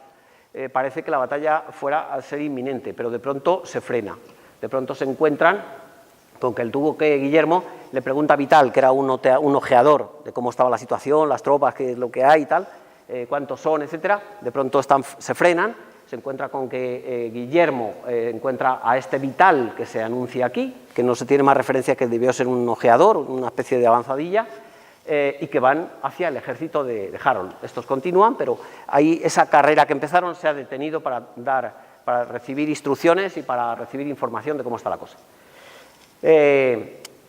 Aquí le anuncian a Harold que llega el ejército fíjense en este hombre que está inspeccionando detrás de un árbol escondido las tropas normandas de cómo vienen. Quizá este es el mismo, porque está subido en una ligera colina detrás del árbol escondido y parece que la colina o es la misma o es muy parecida, desde luego, quizá el mismo que se ha dado la vuelta, aunque a veces cuando se repite un mismo personaje en una escena repetida, doble o cosas así, no siempre llevan el mismo vestido. Lo digo porque en este caso este escudo no es igual que la cota de mallas y eso sí, pero a veces el mismo personaje cambia de atuendo en escenas similares o contiguas. Quizá este soldado es el mismo que ha visto qué es lo que está pasando, que vienen los normandos, y va a avisar a Harold, que es este, con su bigotazo, de la situación, de qué es lo que está ocurriendo en ese momento. Y esta es la parte la primera parte de la batalla como tal, ¿no? aquí el duque Guillermo alecciona a sus tropas de que se preparen y vayan hacia la guerra. Esta es una sola escena, así como otras son muy cortitas. Había una que era eclesía, punto, o sea, la iglesia, los dos personajes, el clérigo y la mujer aquella, cosas de estas. Esta es la más larga, porque el texto este todo tan largo está continuándose desde allí hasta aquí prácticamente. Luego continúan los soldados, pero hasta ahí. En este caso se va a iniciar la batalla y Guillermo alecciona a las tropas. Aquí nos encontramos con que ya ha empezado la batalla. Ha empezado la batalla, los soldados ingleses, que son las que tienen de perder, pues están troceados por el suelo. Caen, vamos, les han degollado en algunos, les han desmembrado a otros y desde luego su armamento está por aquí. Esta se titula, y aquí cayeron o murieron, Lewin y Giraz, que son hermanos del rey Harold, sus dos hermanos que aparecían en el croquis aquel que les puse, que mueren en batalla y están aquí muriendo los dos. Una triste pena, pues porque eran dos soldados, eran nobles, y además eran dos soldados muy aguerridos, y es un poco a las tropas, pues un poco les sirve un poco de un ambiente depresivo, ¿no? De que están cayendo los mejores, ¿no? Y a continuación, pues yo no sé si para justificarse o qué, dice, aquí cayeron a la vez ingleses y franceses en la batalla. Es decir, hombre, también de los nuestros, porque es un documento de propaganda normanda, también de los nuestros cayeron algunos, ¿verdad? También murieron algunos. Aquí cayeron a la vez ingleses y franceses en la batalla, es verdad que murieron. Como las tropas de los ingleses estaban en la colina, a los normandos les costaba trabajo subirla y desde arriba tiraban flechas y lanzas, de tal manera que efectivamente les hacían caer a caballo, tropezaban y tal, y caían. Aquí nos encontramos con que efectivamente algunos son francos y otros, o sea, algunos son normandos y otros son ingleses. Hay cosas muy curiosas que me estoy saltando por cuestiones de tiempo. Por ejemplo, que aquí nos encontramos con dos soldados caídos en el suelo. Este sí que se ve nítidamente, pero aquí nos encontramos con un casco y una cabeza, pero no hay soldado detrás. Puede estar degollado, puede estar mutilado y el resto del cuerpo por aquí, pero no aparece, porque este tiene cabeza, ese también, etcétera. O simplemente es que por cuestiones de espacio no les convenía ponerlo hacia atrás, bordarlo hacia atrás, y entonces aparece solamente como esto. También hay en algún sitio, que ahora no voy a encontrar, un perro que está enredado. Bueno, los caballos cayendo son muy curiosos, y hay por aquí un perro, no lo veo, enredado en plena batalla, estaría por allí por el campo y está fastidiando la acción de los caballos propiamente, ¿no? Aquí nos encontramos con los ingleses, pues, defendiendo la colina. Hay un momento en la que se cae del caballo el duque Guillermo, lo hemos mencionado antes, se corre el rumor de que ha muerto, y quizá intencionado, para que se desmoralicen sus tropas, intencionado por parte de los ingleses. Y entonces él vuelve, lo cogen, lo cabalgan y lo llevan a la retaguardia, una vez que está recompuesto, porque claro, cuando un caballero se caía con lo que pesaban esas cotas de mallas y el armamento y tal, era muy, por sí mismos, imposible que subieran, ¿verdad? Y era muy difícil levantarse incluso del suelo, con lo cual le tienen que ayudar, le llevan a la retaguardia y una vez recompuesto y subido al caballo, vuelve a presentarse. Y se está levantando la visera, porque claro, con la visera bajada, pues no sé, o algún signo externo, o es difícil de reconocer un personaje. En este caso, se levanta la visera, saluda, dice que no ha muerto, etcétera, para que las tropas recobren ánimo. Y el obispo Odón, con su bastón, porque al ser obispo tiene prohibido tener espada y luchar con espada, el propio Odón tiene un bastón, y con bastón sí puede defenderse y atacar a los enemigos, ¿verdad? No tiene prohibido matar, lo que tiene prohibido es llevar espada, ¿verdad? Porque un obispo llevar una espada como que está mal visto. Luego, pues, a mí me recuerda un poco a las guerras, que me hace, bueno, gracia no me hace. Están prohibidas las armas químicas, pero sí se puede tirar una bomba atómica. Pues no sé, matar en cualquier caso, pero bueno, quiero decir que hay situaciones de estas como que somos muy exquisitos para unas cosas y para otras, pues no nos importa tanto. Bueno, el caso es que está ahí Odón arengando a las tropas, para que no cesen en su empeño y tal, y el duque Guillermo diciendo que no ha muerto, que la batalla continúa y que adelante y tal. Y están los arqueros en la parte inferior, todos estos arqueros ya en formación, atacando con más brío a los ingleses. La enseña que se lleva delante, el portador que va delante del duque Guillermo, pues es la propiamente normanda, ¿verdad? Y están en formación, para que se vea que tienen todavía bríos y fuerzas para llegar. Aquí luchan, caen los últimos, aparte de los hermanos de Harold, están muriendo sus últimos compañeros, ¿verdad? Están siendo atacados, masacrados, en formación cerrada la infantería y los arqueros de los normandos, de los franceses, que van hacia los ingleses, y en la escena casi final de las últimas, pues nos encontramos con lo que sería ya lo definitivo, y es que en este caso, bueno, la tradición dice, aquí muere el rey Harold. La tradición dice que muere porque una flecha le dio en el ojo, se murió, le mató. Actualmente los historiadores dicen que probablemente fuera que ha caído de un espadazo, de un golpe de espada, que le han partido, le han hecho herido en la pierna, le han accidentado la pierna, y que una vez que se recompone y se levanta, recibe una flecha en el ojo. Pero las flechas, por la tradición medieval, las dirigía Dios, y antiguamente también, las dirigía Dios. Entonces que aquí le sacan punta diciendo que probablemente es un castigo divino, es decir, la espada le ha herido, pero quien le mata es la justicia divina por perjuro, hereje, haber hecho un sacramento y haberlo perjurado, etcétera, etcétera, ¿no? Al haberse convertido en rey. Bueno, una vez que ya Harold cae en la batalla, ya se desperdigan los soldados ingleses, son despojados de sus armas por las tropas, es decir, ya en vez de luchar, los normandos están dedicados a saquear a los ingleses porque se lo llevan particularmente, la infantería, pues un poco parte del botín, y luego nos llegamos por fin a la última escena, que es la de la persecución. Los pocos ingleses que quedan huyen, despavoridos, casi sin mirar atrás, solamente alguno, huyen hacia la derecha y los normandos les persiguen para acabar con ellos. Bueno, aquí se interrumpe la historia. Según los historiadores, bueno, falta parte importante, es decir, la batalla ha acabado, ya se sabe cómo acabó, ganaron los normandos, Guillermo se hace rey de Inglaterra, va a Londres, se proclama rey de Inglaterra y luego sofoca las rebeliones que se han formado por allí, etcétera, ¿no? Y se ha coronado como rey en Londres. Si fuera así, ¿verdad?, lo que sí que es cierto es que faltarían entre 7 y 8 metros, según los historiadores, algunos he leído que 9, pero vamos, en torno a 7 o 8 metros, un poco siguiendo la tradición de lo que es el tapiz, pues ver la marcha de Guillermo a Londres, probablemente la recogida de los despojos, la llegada a Londres y la coronación y poquito más.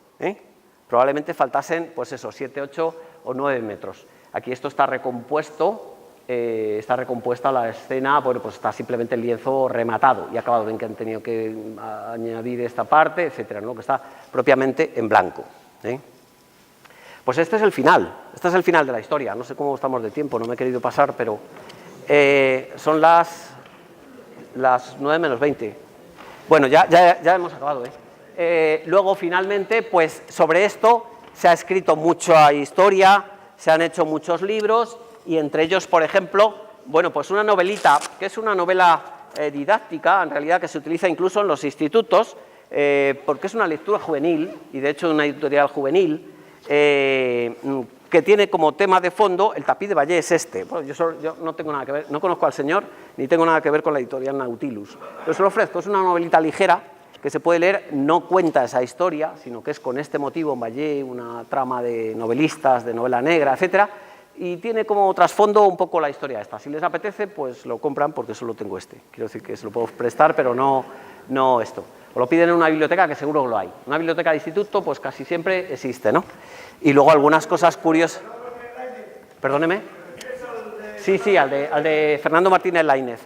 De ahí, en el CD que les hemos dado, la historia del tapiz, lo que cuenta, yo he puesto dos partes, la historia del tapiz y la batalla de Hastings.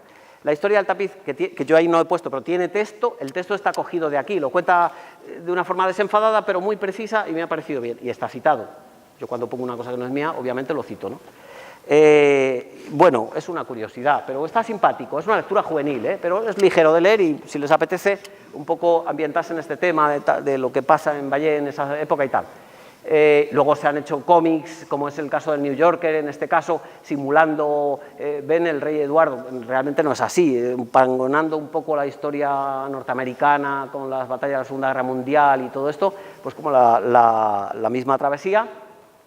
En este caso tiene mala leche, porque le cae una flecha a un ojo a uno y el otro, en el sentido del chiste inglés, de los humores ingleses, estos que son cáusticos, ¿verdad? Como que no dice nada, dice, no lo frote, señor, lo pondrá peor. ¿Cómo? Tiene una flecha en el ojo que le ha traspasado el cerebro. Le está diciendo, no lo frote, que le puede estropear todavía más el ojo.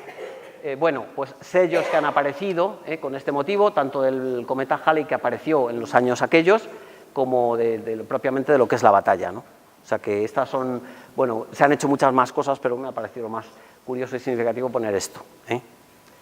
Tienen más datos de los que yo he dicho, tienen cosas curiosas, el trocito de que robó el inglés y que se llevó a Inglaterra, lo tienen mencionado, pues cosas de ese tipo que no nos ha dado tiempo a pararnos y verlo, porque ya, si no, nos prolongábamos mucho. Pero mi confianza, aparte de ir deprisa, y toda la explicación, que es un poco prolija, aparte de muy bonita por ser muy románica ella, pero la confianza es que la tienen ustedes y la pueden leer lo que les apetezca más despacio y con más detalle de curiosidades que aparecen ahí. Pues esto es lo que hay. No sé si quieren preguntar.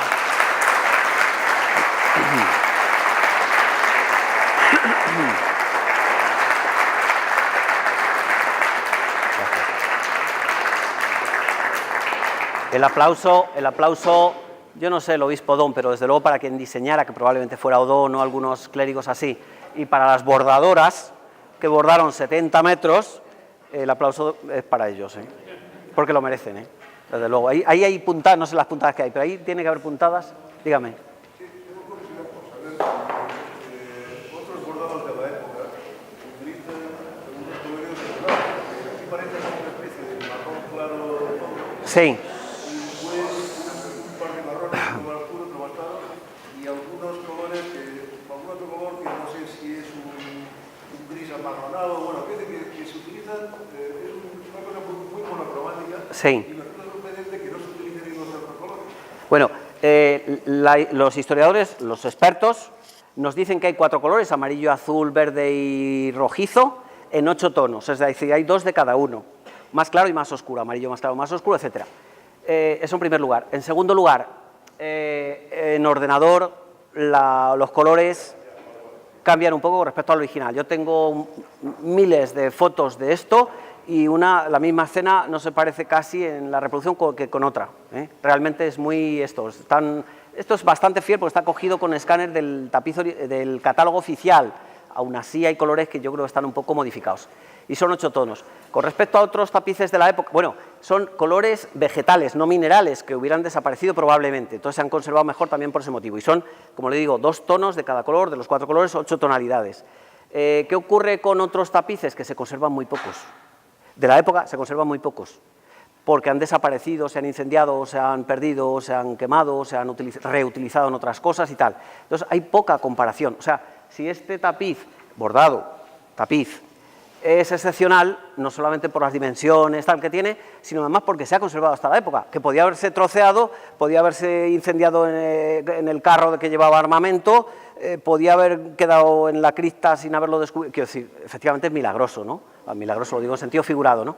Pero es un prodigio que se conserva hasta la época, que muchos que hubo seguro en esa zona, pues ya he dicho, en el Concilio de Arras de 1025 se recomendó que se hiciesen paños con historias de la época para documentar a la gente y para ilustrarla, ¿no? Seguramente se hicieron muchos y no se conserva nada. O sea, esto es algo excepcional por muchas cosas, pero también por eso, porque se conserva. ¿Y cómo se conserva? ¿Tiene algunas donde esté originalmente? Que no... Ahora, en el Museo del Centro de Guillermo el Conquistador, en la ciudad de Valle. ¿Tiene alguna protección, algún acondicionamiento? Pues yo es que ahora mismo no lo he visto, pero sí tengo gente, este hombre es el que se debía estar dando la conferencia porque sabe más que yo, y aparte de que lo ha visto recientemente, tiene algún tipo de cristalera, sé que está, he visto muchas fotos, sé que está en una pared y tiene una cristalera, que estará protegido, eso sí lo sabía, por una temperatura y una humedad determinadas, de tal manera que no se deteriore, me está diciendo que sí, de tal manera que efectivamente el estado de conservación es magnífico, el vaho de la gente, el calor de tal, no le estropea, y además la asistencia es limitada, y vas pasando, te obligan un poco a pasar en secuencia, de tal manera que no hay acumulación de gente junto a un montón como en el Prado o en otro sitio, ¿no? Junto a la misma obra que podían atosigar aquello y deteriorarlo, ¿no? Pero está bajo cristalera, como me dicen que no lo sabía. Bajo, cuando digo bajo quiero decir detrás, protegido. Es precioso, mucha historia, ¿no? Quiero decir, muchos datos. Quizá la parte curiosa, lo que son los detalles y tal, los tiene en el CD, o sea que en ese sentido, dígame. Yo lo que hay es que ese libro lleva como a Inglaterra para la exhibición ahí. No lo he entendido, perdóneme. Yo oigo que hay planes, lleva como a Inglaterra para ponerlo allí. Sí, este año, ¿ahora está? Pues este año leí la noticia en enero de que iba a ser presentado en Londres.